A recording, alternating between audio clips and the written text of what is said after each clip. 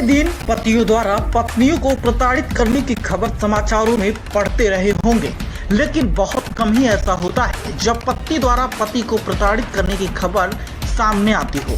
हालांकि ये भी सच है कि भारत एक पितृसत्तात्मक देश है।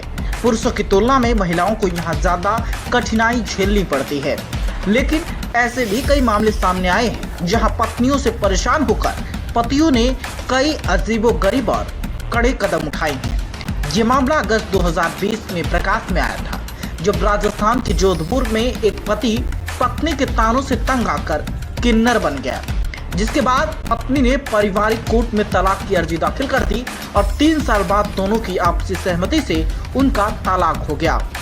पति का कहना था कि उसकी पत्नी रोज ताने मारा करती है, इसी से तंग आकर वो किन्नर बन गया।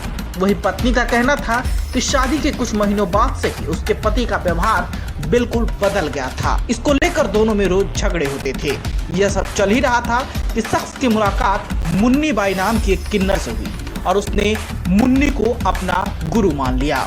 दूसरा मामला मध्य प्रदेश के जबलपुर का है, जहां साल 2014 में पत्नियों की प्रताड़ना से तंग आकर पतियों ने संन्यास ले लिया। दरअसल भारत में महिलाओं की सुरक्षा के लिए कड़े कड़े कानून बनाए गए हैं, लेकिन कई बार ऐसा होता है कि इन कानूनों की वजह से पुरुषों को प्रताड़ित होना पड़ता है।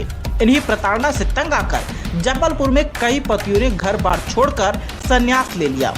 उस समय 5 सालों में तकरीबन 5000 ऐसे मामले सामने आए थे, जिसमें पत्नी ने थानों में शिकायत दर्ज करवाई गई थी और इससे परेशान होकर पतियों ने घर को छोड़ दिया था। वहीं कई लोग संन्यास लेकर नर्मदा तट पर बने मंदिरों में पुजारी बन गए। अक्सर हम सुनते आए हैं कि पति की हरकतों से परेशान होकर पत्नी ने खुदकुशी कर ली, लेकिन कई मामलों में पत्नी से परेशान होकर भी पति ने आत्महत्या की।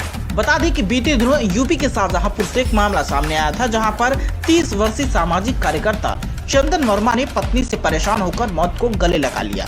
उन्होंने अपने फेसबुक पोस्ट में पत्नी पर आरोप लगाया था कि दोनों के बीच काफी लंबे समय से झगड़ा चल रहा था, इस कारण से वह तलाक लेना चाहता था, लेकिन पत्नी इसके लिए राजी नहीं हो रही थी। उसका कहना था कि पहले मुझे 20 लाख रुपए दो, फिर मैं तलाक दूंगी।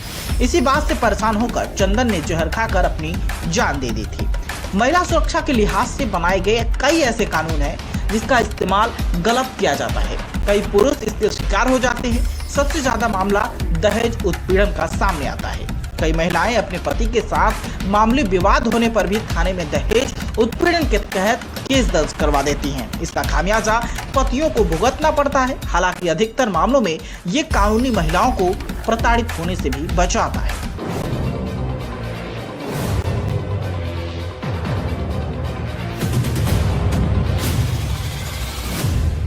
ताजा